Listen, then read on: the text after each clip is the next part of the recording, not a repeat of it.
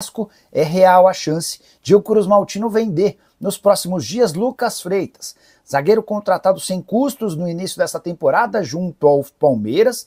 O atleta foi observado por dirigentes do Fenerbahçe no empate em 0-0 do Vasco contra o Flamengo. Esse jogador já é monitorado pela equipe turca desde que passou pelo Valladolid. Depois ele volta para o Brasil, defende o Juventude por empréstimo e se acerta sem custos com o Vasco. Multa rescisória alta, não há um problema em relação ao Vasco, mas a negociação deve garantir alguns milhões de euros. Atleta que chegou sob desconfiança e com moral pequeno, mas acabou se tornando titular e peça importante do Vasco. Ele é o único zagueiro canhoto do elenco do Fábio Carille, mas se negociado certamente vai abrir necessidade para a contratação de mais um defensor. De uma existência vitoriosa, 98 anos gloriosos do estádio de São Januário. Orgulho para todo vascaíno. Eu quero ler a sua história aqui.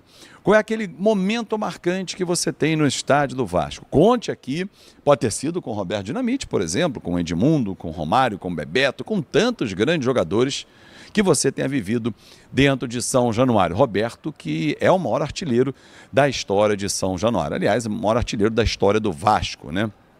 Bom, mas São Januário foi palco de muitos fatos marcantes na história, não só dentro do futebol, como também fora do futebol. O estádio de São Januário, por exemplo, se você não sabe, torcedor, e eu passo essa informação para você, de lá partiram vários soldados para a Segunda Guerra Mundial. O estádio de São Januário foi usado politicamente lá nas décadas de 30, 40, 50, para os discursos presidenciais, para a assinatura da lei trabalhista, enfim, uma série de acordos fora futebol. São Januário foi palco. E começa lá atrás, porque a criação do estádio de São Januário? Porque o Vasco era apontado pelos adversários e pela federação à época que deveria sair do campeonato porque não tinha estádio para jogar. E aí os portugueses, os sócios do Vasco, foram lá com os próprios recursos e resolveram erguer São Januário. Com quem a gente conversa, da época não tem mais ninguém vivo, né, que eu saiba, mas quem estudou muito e conheceu pessoas à época, eles contam, inclusive, que o cimento que era importado, utilizado nas construções, no caso do estádio de São Januário, começou a criar barreira para que esse cimento chegasse ao Brasil. Então, assim, não foi fácil a vida do vascaíno lá atrás na construção do nosso belíssimo estádio de São Januário, que vai passar por uma reforma. Soube na semana passada, já estava para trazer essa informação, guardei para hoje, que o potencial construtivo avançou e muito, e muito. Ou seja, se o potencial construtivo avançou e muito, significa que o Vasco está dando passos importantes para poder, enfim, reformar o seu estádio e dar mais conforto ao torcedor. Merece um conforto. Há ainda uma dúvida em relação ao número final, 48 mil, 57 mil, 58 mil, acima de 45, isso é fato. São Januário vai ser mais do que o dobro hoje da atual capacidade. O entorno também será revitalizado, será revisto, porque não adianta você jogar mais torcedores para aquela região da forma que está. Então vai ter que ser, o estudo de viabilidade técnica já foi feito e o Vasco está agora aguardando para os detalhes finais e quem sabe ainda esse ano começar a reforma. Eu, pelo que venho conversando com as pessoas e a informação que tenho, é que seria mais para o final do ano. Lembrando que o Campeonato Brasileiro nesse ano termina bem mais tarde, né? 21 de dezembro é a data final, que agora no meio do ano para o Super Mundial de Clubes, um mês, e aí quando voltar esse um mês aí, é a diferença praticamente lá na frente, né? Vamos ver o que vem por aí também. Uma outra coisa que eu queria passar para vocês é o seguinte, bom, tem jogo amanhã com o Lanús, jogo dificílimo, jogo em casa, Sul-Americana, 9h30 da noite, nós vamos transmitir, claro, com aquele padrão de transmissão, presenteando você, torcedor. Atenção para o pré-jogo, hein? Pré-jogo vai ter novidades também, então aguarde, entra aí com a gente, porque vocês vão se amarrar nas novidades também que vem aí no pré-jogo, com prêmio no início do jogo também para você. Mas assim, é um adversário difícil o Lanús.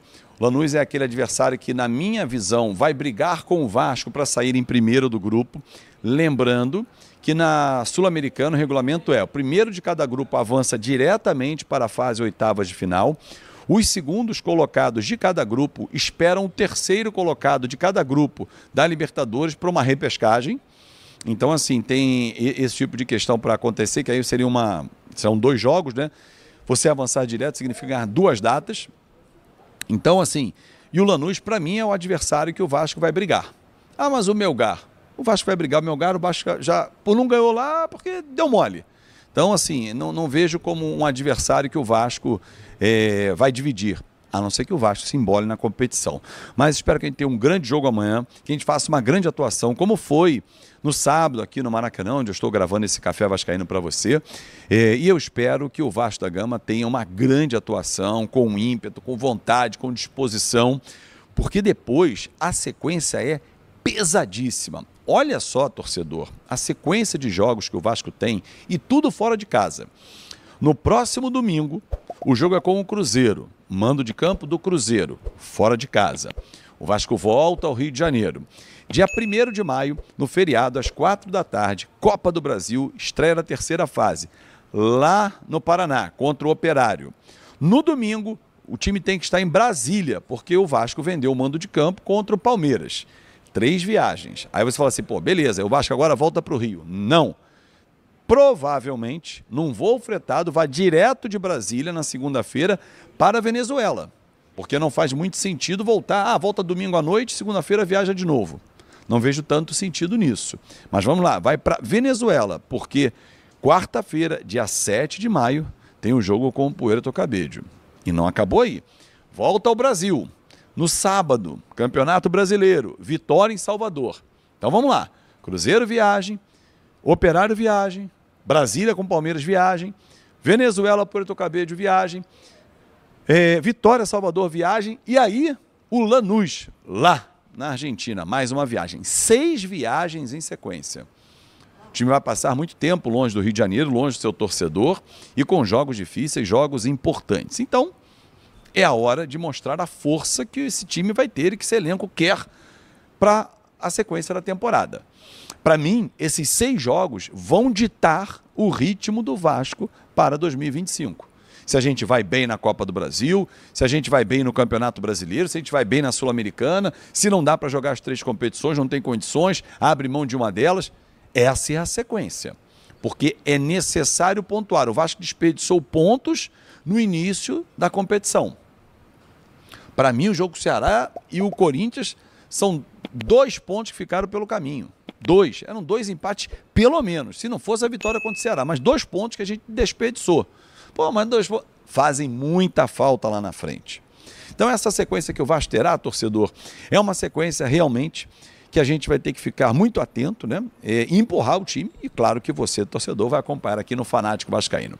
Parabéns a todos nós vascaínos pelo nosso estádio de São Januário, que completa mais um ano de existência e que em breve tenhamos um grande novo estádio de São Januário com muito conforto, para muito mais torcedores e um caldeirão pulsante, um território sempre hostil contra os adversários. Essa aqui é a realidade.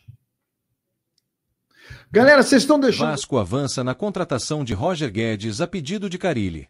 O Vasco deu um passo importante para reforçar seu elenco na temporada. O clube avançou nas negociações para contratar o atacante Roger Guedes, atualmente no Al Rayyan, do Catar.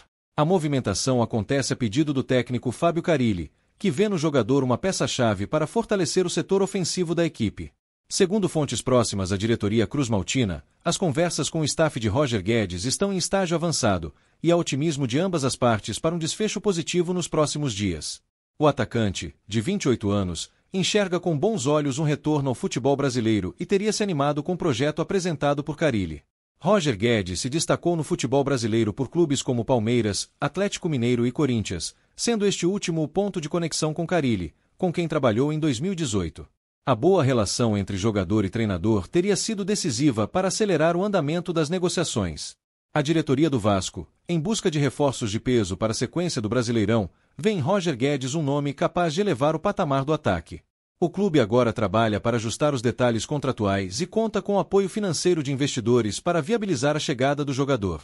A expectativa é que a negociação seja concluída em breve, e o Vasco espera anunciar oficialmente a contratação ainda nesta semana.